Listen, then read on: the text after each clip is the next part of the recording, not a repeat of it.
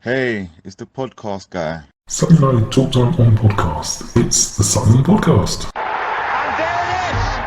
Sutton United of the GM Vauxhall Conference have put out First Division Coventry City, winners of the FA Cup themselves less than 2 years ago. And what a moment to enjoy for the fans of this Surrey side. They've had their moments before, but never one like this. But the whistle goes down. Delight for Sutton United. Sutton United for the National League are through to the last 16 of the FA Cup. No longer English football's perennial non-league club. A 123-year crescendo reaches a new peak for Sutton United, who are promoted to the Football League for the first time. And welcome back to another episode of Sutton United Talk Time on podcast. Another midweek break, so we're doing another behind the scenes. And today we are talking to Martin Copus. Hello, Martin. How are you? Hey there, Mike. I'm very good, thanks. I'm good. Excellent. So you joined us 4 or 5 years ago now? Yeah, about 5 years ago. When you say joined us, went onto the board 4 or 5 years ago, but I was actually born in the borough. Yeah. So, as with most other people, I was born in St. Helier about 100 years ago. But my dad was in the paper trade and was moved up to Manchester when I was 2. So you won't hear it in my accent, but I grew up in the outskirts of Manchester. Yeah. And found myself supporting Man United. Sorry to all listeners who for which that is anathema. Found myself supporting Man United when they were at home, and then supporting Altrincham when Man United were away. So non-league football has been in my blood pretty much forever. But even then, knowing that I was born in Sutton, I've always kept an eye on Sutton United. And of course, until recently, Sutton and Altrincham were the two winningest and biggest giant killers in non-league football. And of course, we can't say that anymore. Well, we can historically, but we can't say that. No. That's my footballing history, if you like. And then more recently, and bringing us more up to date. So for a lot of the last 5 years, I've been living and working in the Middle East, specifically in Saudi Arabia. And I was employed by the biggest company you've never heard of, called Abdulatif Jameel, who are actually the world's biggest customer of Toyota cars. Right. Not only in Saudi Arabia, but all across North Africa and also Turkey. And they were sponsoring the Saudi Football League. And it was actually the second most expensive title sponsorship of a football league in the world after Barclays here. So that took quite a bit of managing. So that's what I was doing in Saudi.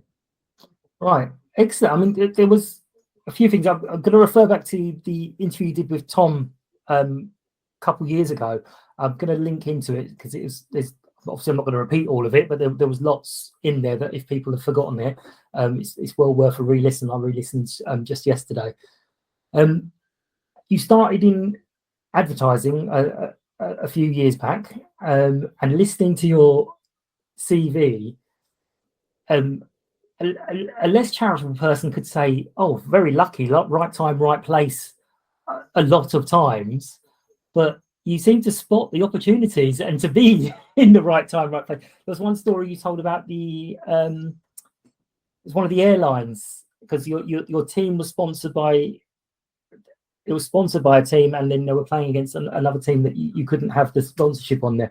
I can't remember what it was now, but you got one of the smaller airlines to sponsor it as a one-off deal, and it was like just sitting there going, "Well, hang on a minute, they do this, we need this. Let's put them in the same room and let's get it sorted." Not everyone spots that.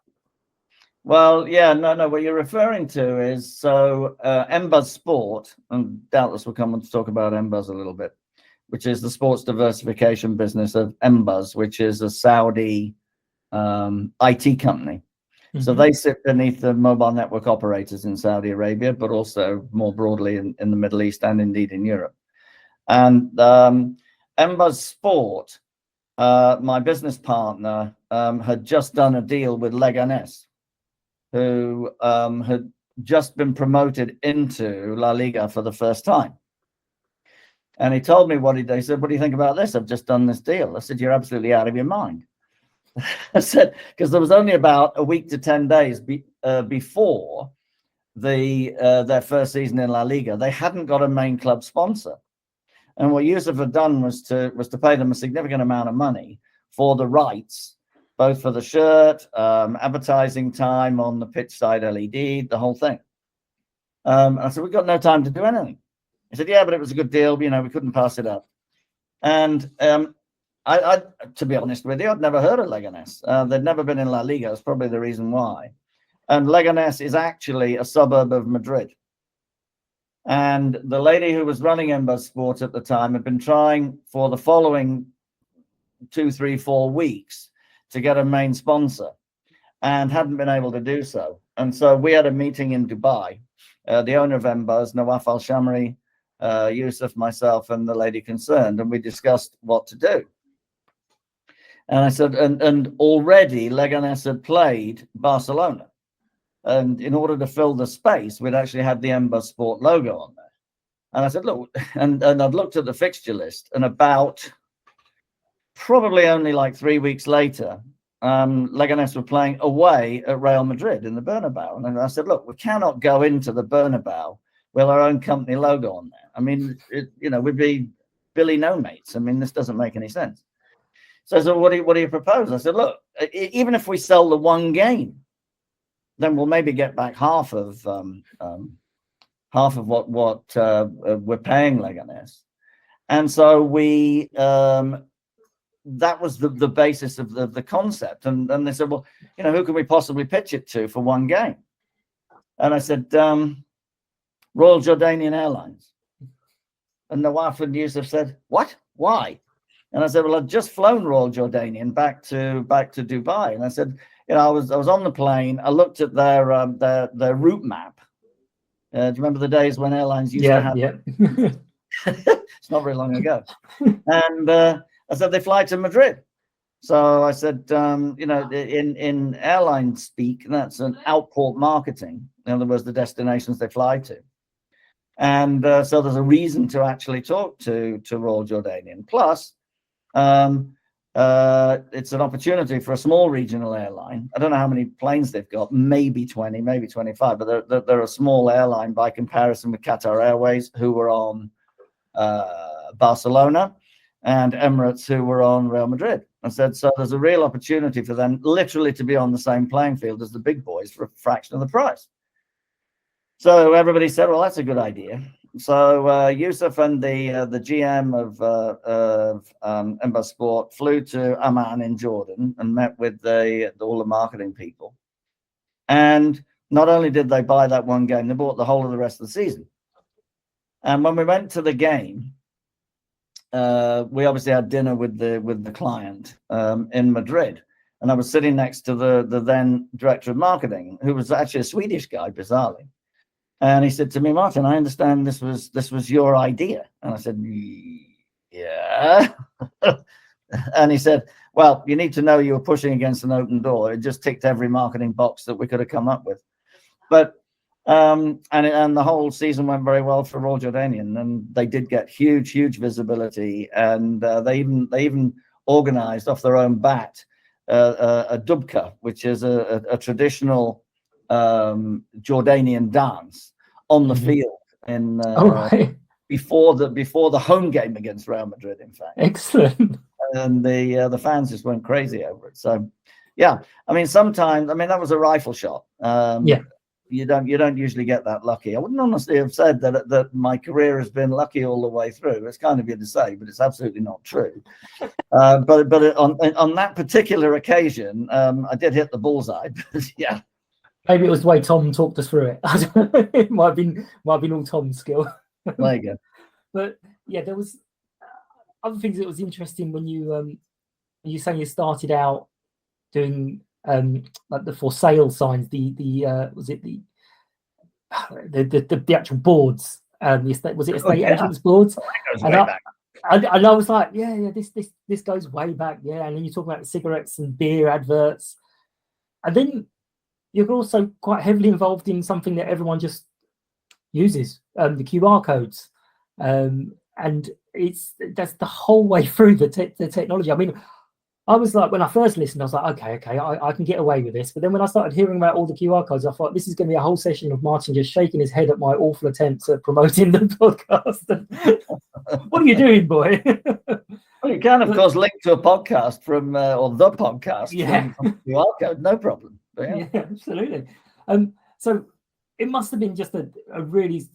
I'm not saying you're stopping and looking back, but when you get this opportunity to look back to your career so far, there must be moments of real proudness of the things you've been involved with. I mean, the story you said on Walker's Crisps, that big promotion was like one of the very first promotions with phones. Yeah, mobile marketing, as it was called in the day. Yeah. I mean, I didn't conceive of that, to be fair. The company had already agreed that deal with Walker's before I got there, but there was a major problem. Did I go into that on the you'd mentioned the some of the letters hadn't printed some of the properly. letters looked the same, like a K looked like an H and an H looked like an M, and it was my kids then, my sons who spotted that. And Dad, this doesn't work. And of course you couldn't change literally millions of packs of Walkers, so there had to be a technical solution. I mean, one of the things that people who know me and the family call me the can-do daddy. Probably shouldn't say that, but if somebody says something can't be done, I tend to try and find that it can be done some way, somehow. And that was one of those things. I mean, I remember getting the train into London to the office and thinking, how in the world can we fix this? We found a way. Yeah, absolutely. That's solving the problems is what it's all about. So there was one little thing on that interview that you'd mentioned about meeting with Bruce at a game. I just wanted to double check and see if these facts are correct. You came away from the meeting saying what a wonderful person he was. I'm sure most people comes away from their first meeting with Bruce saying, how sarcastic is that bloke? Well, maybe we have a similar sense of humor. I don't know. Yeah, but that was so the background was that MBuzz Sport were interested in investing in a football club. We've been talking to a League 2, League 1 club, and we got a long way down the road. I'll explain later why we were looking at that. We've gone a long way down the road with them, and in the end, they needed more money than the WAF wanted to put in. And MBuzz Sport have never been and will never be takeover merchants. That's not the point. If the website's up right now, and I'll explain later why it might not be, but you'll see that MBuzz Sport's defined as a sports accelerator, and the idea is to invest in a club or in a player or whatever to help them up to the next level. It's not takeover. It's nothing like that. It's to accelerate progress, if you like. So we had been speaking to another club, and they wanted more money than the WAF was prepared to put in, and so we parted company on the best of terms. And I said, well, what do we do now? And I said, Sutton United. And they said, who and why? and the why was that this was the year after the Great Cup run. Sutton were like second or third in the league pretty much the whole season. And what had happened was I had a thought, which was to say Sutton have never been this visible in their life, partly because of the cup run and partly because of where they were in the National League. And I had this idea that what was going to happen in the January window, because this conversation was in like November, what would happen in January was that League 1, League 2 clubs would take the 3 or 4 best players and finish 10th. And so I wrote a cold call email, in fact, to Mickey Joyce. Yeah. And Mickey then passed it on to Bruce and Dave Fairbrother. Dave at the time was chairman of the board. Bruce obviously chairman of the club. And it was agreed that we would meet on the blasted heath known as Solihull Moors ground on a particular Saturday afternoon. And so we're standing in the corner, the four of us. So that's Bruce and Dave and myself and Jamie, my rower son. Yeah. And we had a very pleasant conversation. And at the end of it, it was, very nice to have met each other. And we think probably not. We've never taken a penny of outside money, and we're doing very well financially. Well, we're doing okay financially. Thanks for your interest, and I'm sure we'll talk some more in the future. Anyway, the bottom line is I wasn't obviously at it. There was a board meeting, and this whole thing was discussed, and little bit of concern I understand about Middle East money. I guess I was insurance, having been born in the borough, and a number of weeks later we bought some shares in the club, and it gave Doz a war chest. Not a huge war chest, but enough to repel all borders if anybody did come to poach some of our best players. And I believe that we didn't lose anybody that winter. No.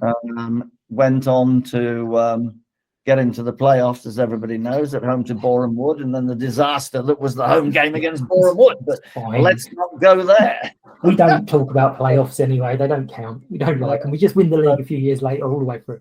There you go. That was the backdrop. So we're very, very enjoyable first dialogue with both Bruce and Dave, and we came away. Jamie and myself came away feeling very good about the club, and we still do, and it's worked out particularly well, I think. So, yeah. So there's a couple of things that I'm going to meander around. Sorry, now I'm very mercenary, so do forgive this question. What do MBuzz get out of this acceleration? I mean, it's investing in clubs, so there must be a payoff. There's no point doing an investment if it's not a payoff. So it's not meant to be quite as blunt and rude as that, but it's basically, why would you invest in something just to help them? Is it philanthropy? I wouldn't exactly call it philanthropy, but it's not far short of that. Right. If you look at all the investments that are being made in English football from all over the world, a lot from the United States, a lot from China, a lot from Thailand, and a number of other countries as well.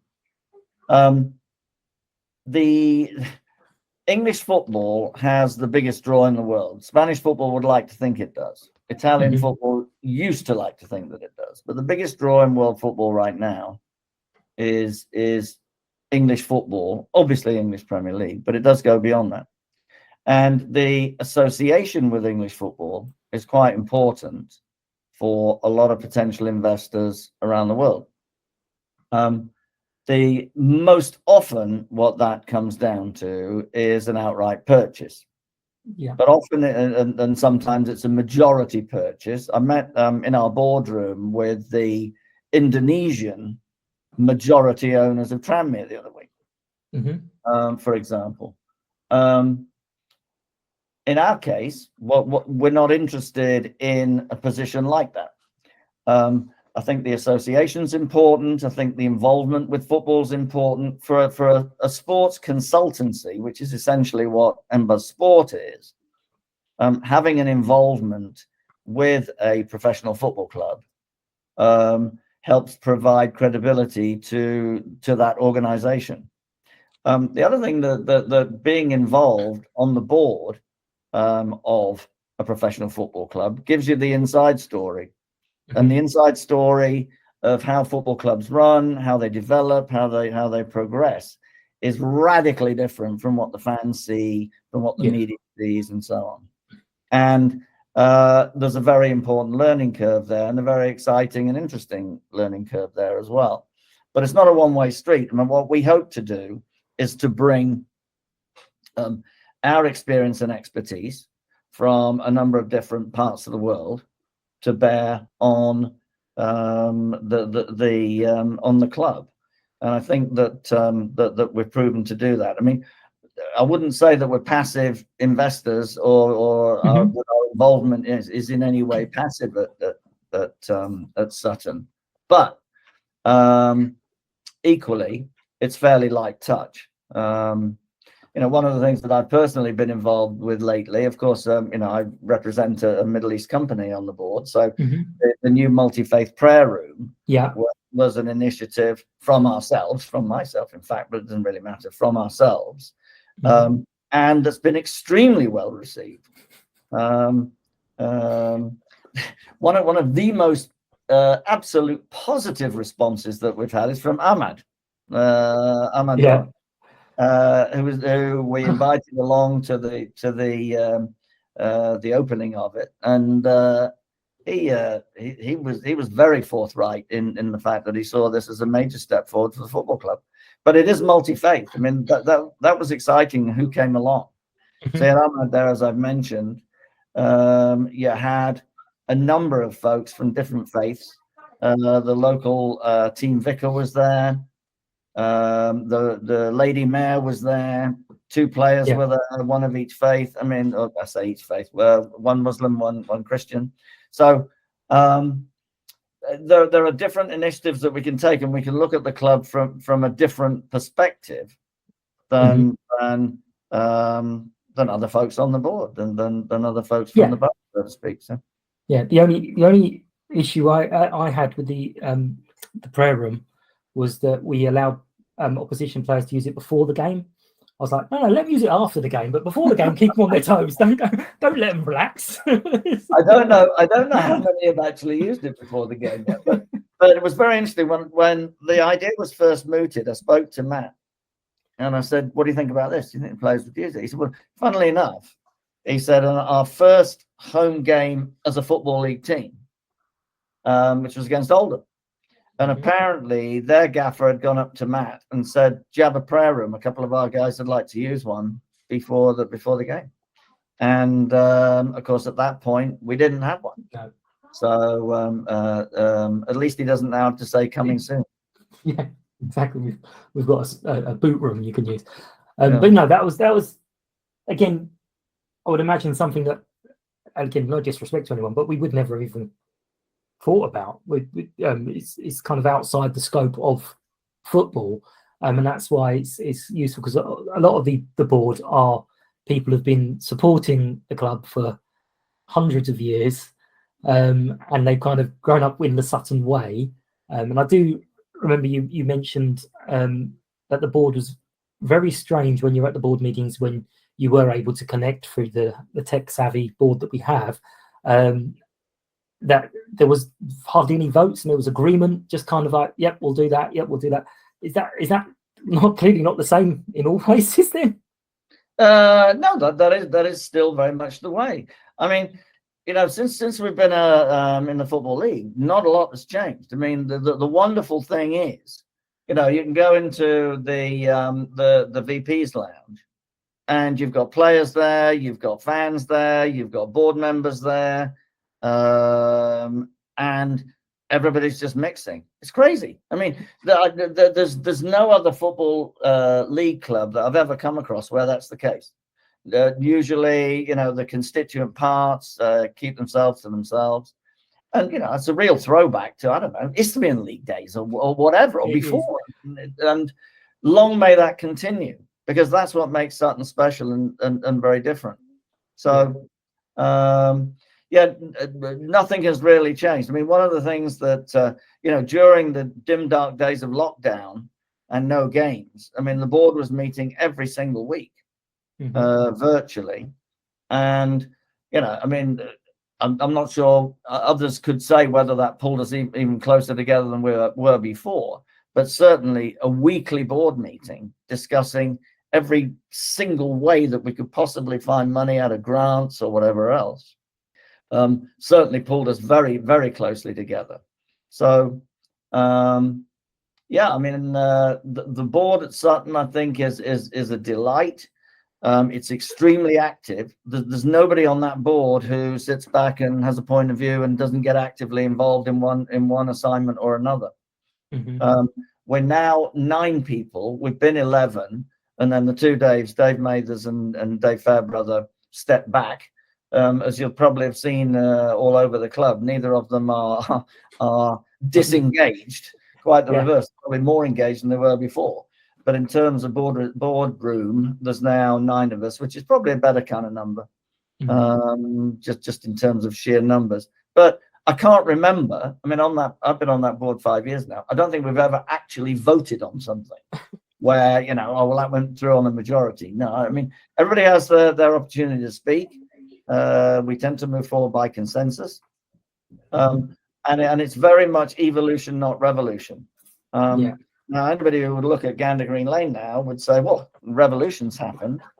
Revolutions happened insofar as we've got grass back and we've got the new handy dandy away end and whatever else. The TARDIS terrace and goodness knows how many other changes, ticketing software. Yeah. But a lot of that has been driven, as you well know, and as the listeners will well know, because of rules and regulations associated with being in the Football League. And we're only just finishing phase 1. Yeah. There are then more rounds of requirements to continue to qualify, if you like, to be in the Football League. That, of course, takes a huge amount of dedication, research, make sure we're getting the right solution at the right price. I mean, I remember when we had to tear up our perfectly serviceable 3G pitch. I mean, we were looking in goodness knows how many places as to what we could do with it. Yeah.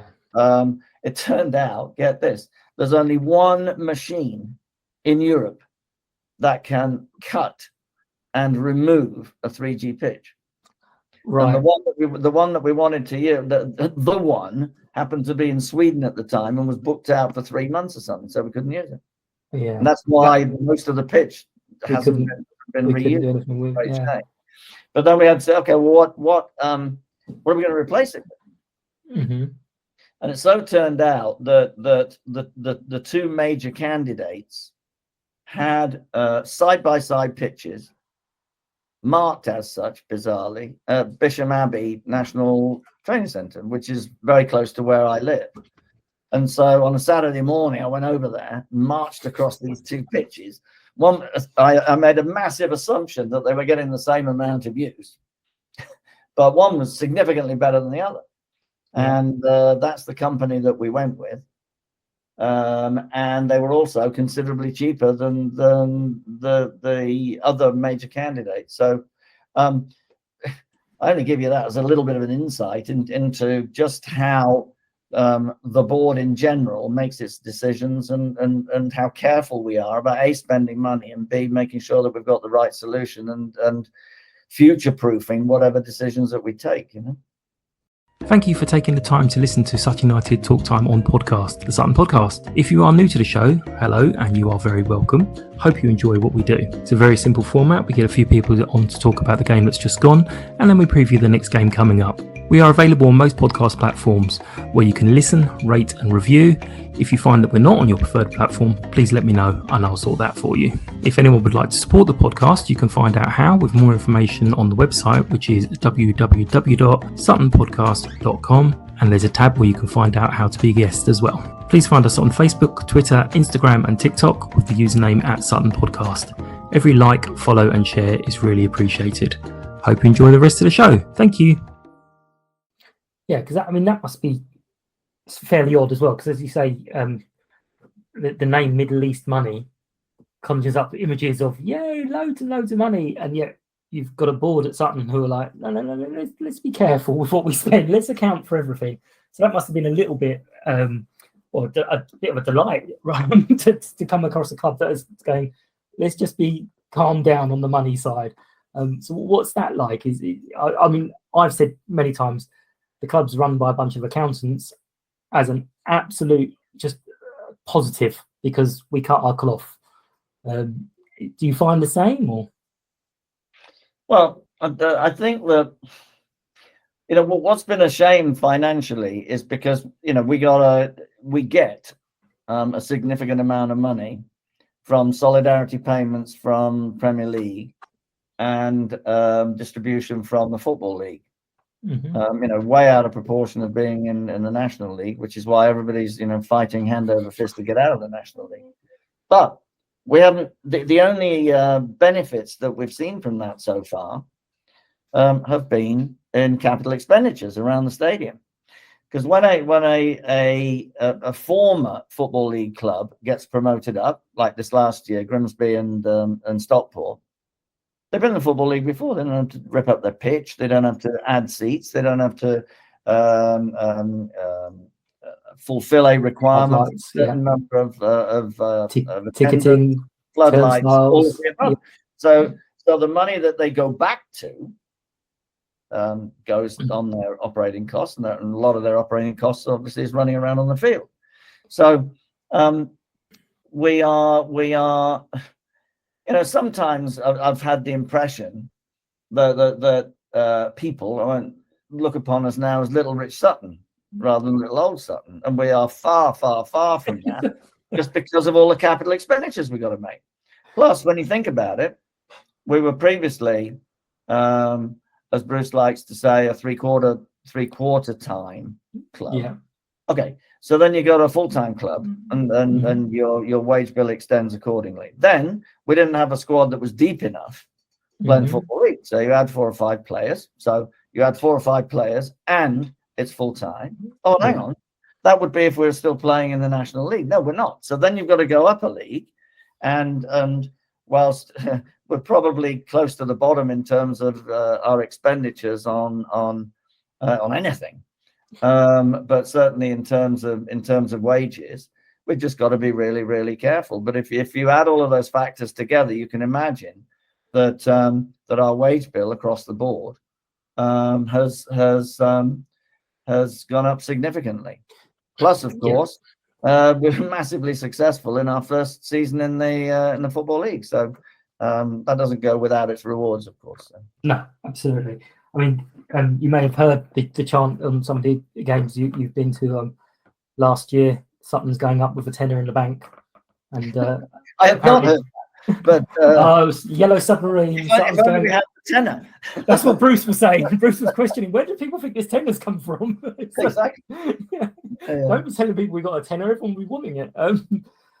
But do you? I mean, you mentioned as we were talking, you've been to a few of the games and you've travelled up with the fans.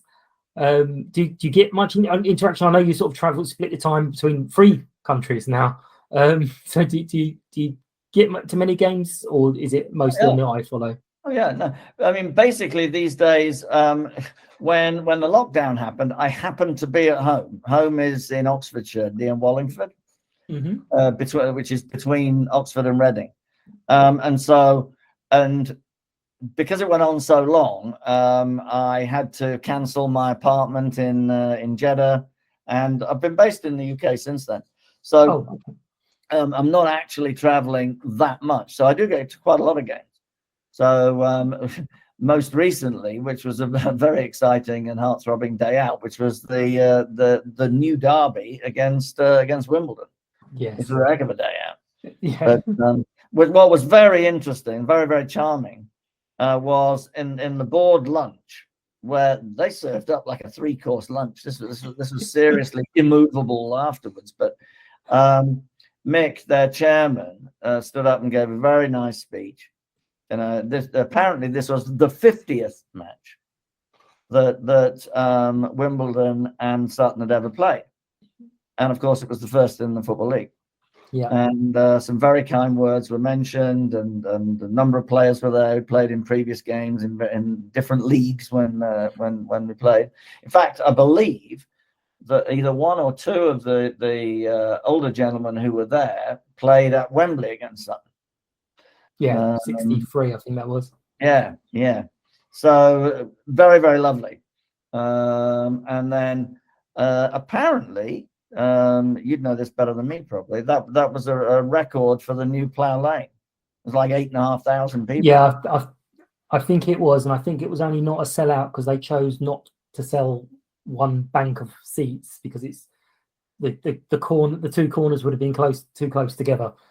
So we looked at that and thought, I'm not so sure about that, because there was a great big concrete divide between the two, and about a 20-foot drop. So I'm not quite sure of that. And my point is, this is a brand new stadium. You surely would have thought about that when designing the stadium to put something there. But I think that was their record crowd, and it will be for a while, I should imagine. Well, until Bradford yeah. City come to town. Yeah, no, we're bigger than Bradford. We're bigger than Bradford. But yes, it's actually mad when you think about it, where Wimbledon and Sutton are so close, and we were so many years non-league together. The amount of times we've played each other is just pitiful, really.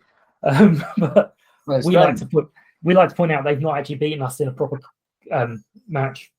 Sorry, Senior Cup, but we don't treat that importantly anymore. I love the poster actually that's in the office as you go into the club, which is an Isthmian League poster. Yeah, and it's Sutton United and the upcoming games against Wycombe Wanderers and Wimbledon. Yeah, and those three clubs are birds of a feather in many ways. And if you add Dulwich Hamlet in there, then you've probably got four clubs that are very, very similar in ethos at three different levels at the moment of football, of the pyramid. And we know, Jamie and I know Wycombe very well. They're not actually our closest team to where we live. Oxford United are, but we've been fans also of Wycombe for many years, so we know them right to the top for a number of years, and they are very, very similar in ethos to Sutton. And in fact, I think, yes, you are. You're wearing an O'Neill shirt there. Yes, Sam. So that was another initiative that I led, because we were coming up to the end of our very successful and very pleasant relationship with Macron, and I was wondering if there was a better deal out there somewhere. And Wycombe were one of only, I think, 3 clubs in let me get this right, Great Britain, as opposed to Great Britain and Northern Ireland, in Great Britain, who were with O'Neill's. And I said, tell me a bit about O'Neill's, to their former chairman, Trevor Stroud, who is still on the board. And he said they're beyond brilliant. They're extremely creative. They come up with all sorts of ideas. Their requirements for stock levels that a club has to buy are truly minimal. And their service is second to none. And he said, in fact, we're just about to renew them after 4 years or whatever their contract was. So I put this to the board. We looked at a number of different providers. Macron were given right up until the 11th hour. We're given the opportunity, not necessarily to match, but to put their best deal on the table. And O'Neill's won out. But so far, so good. What's been very interesting, and this isn't a comment about Macron, I've no idea, but certainly I think you and your listeners will be aware that at the beginning of this season, a number of big providers, big kit suppliers, were having problems providing replica kits, and in a couple of instances, even new kit for the first team, because of supply chain issues. We didn't have any of that at Sutton, largely because O'Neill's manufacture in Ireland. Yeah. And they manufacture themselves. They've got a huge facility in Ulster. They're a very interesting business, because their head office is south of the border, in the Republic, in other words, and their major manufacturing facility is in Ulster. So they really do put in both camps. Hopefully not much of a divide these days, but you know what I'm talking about. Yeah. So excellent company, great to deal with. Gareth can probably speak to that better than me, because he deals with them on a daily basis. Yeah, but no, they've I've known them for years. They do all the GAA kits in Ireland, and they really dominate sport in Ireland. That's right. I was saying rugby league over here. Yeah, they're really thick. I was like, they're really thick, and then it came and it wasn't as thick, and I was like, oh yeah, it's probably really thick because people are always pulling the jerseys, and it needs to be a little bit thicker, where we don't get that so much. So, right. Yeah. But yeah, no, I love the they're doing just a lot of casual stuff as well, which is something I think we've obviously not had before. But it's just very strange for some of us oldies to be walking around Sutton High Street on a Wednesday or something and seeing Sutton stuff. It's like, oh, hang on, I don't know you. I've not been going there for years. But there's so much influx of new people coming down that it's actually amazing to think. I think I looked at it last year. I think 10, 11 years ago we were averaging about 500-600 No, that might be longer than that, but about less than 1,000 anyway. And now, when it's announced as less than 3,000, you're like, oh, what's going on? That's not right. No, exactly. What's happened? And you know what? I mean, how high is up? Because how many did we take to Wembley? 15,000. Yeah, absolutely. So there's 15,000 people for a start. And as you say, we're getting somewhere between 3,000 and 3,500 on average, which is pretty much double what we were getting in a successful season in the National League. So Absolutely. we've doubled. But Yeah. guess what? Our average gate, I think, is lower than Dulwich Hamlet, 2 leagues below. Yeah. So okay, they've got the advantage of being able to buy a pint and stand by the gate, by the barrier. But yeah, I mean, we've got I'd say a long way to go, but we can continue to build on our attendances, and we know we've got an audience. So the better we do, the more people come. So long may that continue. And I know on the last interview you mentioned obviously the magic pitch that we had at the time. Were you aware that a lot of people were criticising, saying that we only were upset about the pitch because it gave us a huge advantage? But the message from most of us fans coming out was the first team are going to have a pitch to play on. There's no problem there. But were you aware of the support there was for all the ladies teams, youth teams, community teams that people were worried about what they were going to be doing? Oh, completely. I mean, and by the way, that's still a discussion point. Mm-hmm. The board does not only consider its responsibility towards the first team. I mean, the first team is obviously at the top of the pyramid of our club, but there is never a board meeting where the other sections, the women have been massively successful. The disability team's been massively successful. We've now got a full-on EFL academy being extremely successful. So, and I've not even started talking about the Colts and the girls teams and the walking football and everybody else. No, they're completely aware of that. And in fact, I've said this before.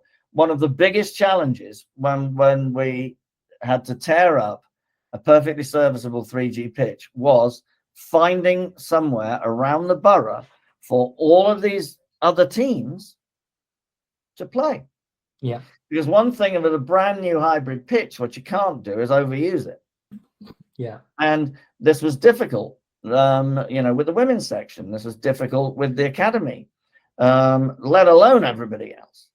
But one of the biggest challenges we had that summer was where the heck are all our other teams going to play? Yeah. And to some extent, it's still an issue. So we're having very good and very positive dialogue with the borough right now, and right up to the top of the borough, they are very sensitive to and very aware of the fact that Sutton United, a massively community-driven football club, has all of its constituent parts scattered all over the borough, and in one or two cases outside the borough. We've got the first team training near the airport, for example. Yeah. So they are very familiar. They are very aware of that. They're very familiar with that, and we've got some very close dialogue going on at the moment as to how to address that. I can't really go beyond that right now. No, of course. Certainly, the borough up to the very top are very sensitive to the needs of putting the band back together some way, somehow. So, excellent. So, on a sort of personal level, if you can see, you're wearing the old kit training top. So how much interaction do you kind of have with the players and staff, not just the boardroom and fans? Oh, quite a lot. Not just in the bar. No, quite a lot is the answer. One thing that I don't ever intend to do is to put my oar in, all puns intended, where it's not required or desired. But certainly where I've got something to add, certainly where I or we can add value. One thing we're looking at the moment, it's been going on forever, is an opportunity to put a mobile mast in the car park. And for a variety of reasons, that's been just going on and on and on. But obviously, MBuzz being an IT company, that's a core competency. So again, that would fall to me. Dave Fairbrother, to be fair, has been well involved with that as well. But where we have something to say and something to do, then we will certainly do so. Over the years, I've had very interesting, right since the very beginning, I've had some very good dialogue with Matt about training and fitness and that level of things, because with our Jamie being on the Great Britain rowing team for the last 5 years, the level of fitness and the level of endurance that he has to go through on a daily basis, it has been of significant interest to Matt. Now, footballers are not going to train to exhaustion as rowers do, but nevertheless, there's some very interesting comparisons that can be made and some very insights that can be taken both ways. So, yeah, I mean, I don't think you'll find that I'm unknown to the staff, other than in the bar. Yeah. Yeah. You mentioned Jamie. Now this is going to go out in a couple of weeks, so people probably will know this by then. But you just mentioned he had a race. Was it just yesterday or? Yeah, a big race. No, it was last weekend. That's why I'm in Boston, Massachusetts, not Lincolnshire at the moment. So it's what's called the head of the Charles. Charles River flows through the middle of Boston, as a number of your listeners will know. And once a year at this time, they have what's called the head of the Charles. A head race in rowing is a timed race from A to B. This one's about 4 miles, so it's about the distance, a little bit shorter than the distance of the boat race, but it's similarly through the center of the city. The difference is that the head of the Charles is the most attended from a attendance point of view. Probably about 100,000 people watching on Saturday, all the way down the river, and it's the most attended in terms of competitors. Lots of different events. So the biggest sort of gladiatorial races are in the single scull. The biggest sort of classic races, if you like, are in 8s. So Jamie was in his single scull, and he won lightweight singles, championship lightweight singles, which is quite something. So some posts went out. He rows for Oxford Brooks. So Brooks put out a post about him. As of yesterday, it had 2,000 likes or something. He put one out himself. That's got over 1,000 likes. There's a lot of people following him and seeing how he does. But I've got to tell you, there's a couple of the board are aware of Jamie's rowing, and the couple take particular interest in how he's doing, specifically Mickey Joyce and Dave Fairbrother. So yeah, thanks to them for taking an interest in him, and whenever they see him. So Jamie gets down to a number of games a year when his competing requirements and training requirements allow. Saturdays are sometimes quite difficult because they train till about 1 o'clock, and we live about 2 hours from Gander Green Lane. Yeah. Once you're stuck in the M25, so it's not always that easy for him to get there. But no, people definitely engage well with him. The gaffer as well, which is very, very nice. Good. And did he get himself a burger afterwards? Because I know he can't eat anything at all most of the time. Well, it's very interesting. So he's very good these days. He's been doing it for a number of years on getting down to weight. So just for your listeners, so when he's racing, they weigh in. Usually at an international regatta, when he's rowing for GB, they have to weigh in 2 hours, not later than. No, not more than 2 hours before they race. Here it's a little bit more lax, so he was able to weigh in the day before. But in a single, that's 72.5 kilos, which the last time I checked is about 10 stone 10. Yeah. And he's 6 foot tall. So it's not that easy. But over the years, he's gotten used to it. And so he knows how to get down to weight. Yeah. Excellent. Just got one more. And I do love them to bits. You mentioned there's going to be a few more bits of work in the pipeline, so that probably means we're going to be seeing one of AB's epics. I know you share a degree in modern languages. Do you have a clue what he's talking about most of the time, or does he make up words to you as well? I certainly don't when he is somebody else and wearing a gold jacket in the bar. That is completely beyond me. How he does it, I've no idea. But yeah, we do share the same degree. That's correct. And in fact, we both lived in Germany as part of that. I lived in Cologne. He did he live in Bochum or something? I can't remember. Anyway, we both followed German football because of that. So occasionally we lapse into a little bit of German when we've had one too many. But yeah. Other than that, I normally do understand what he has to say. Yeah. You mentioned the gold jacket. I have to say, Aaron Flanagan, I think he's the editor for one of the newspapers. He pops down to various non-league games when he's not working, and Sutton is an extension of that last season. And he took a picture of AB on the chair with the gold jacket and the accordion, and he was just like, I'm at a football league match in Sutton United, and the vice chairman is standing on a chair in the middle of a bar shouting at everyone, never change, Sutton United, never change. And I was like, epic. Well, that's perfect. That is perfect. That is exactly what we want. Never, ever change. Thank you so much for your time. I've got one more question, which is not really relevant now because you mentioned that you're kind of here for the moment. But with all the traveling, going different places, it's nothing to do with football. It just blows my mind because I'd be looking for my stuff. I'd be saying, well, hang on, where's that? Oh, no, I've left it in Saudi.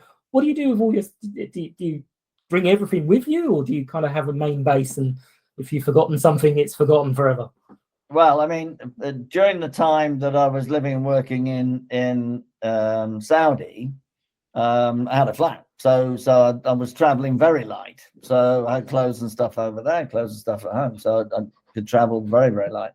Nowadays, I've got a fairly small suitcase that just about fits into one of those stands that you can't take it on if it's bigger than this. And what we're talking through, I'm talking through my laptop. So much goes on that nowadays in terms of international travel, it make it particularly easy to do that.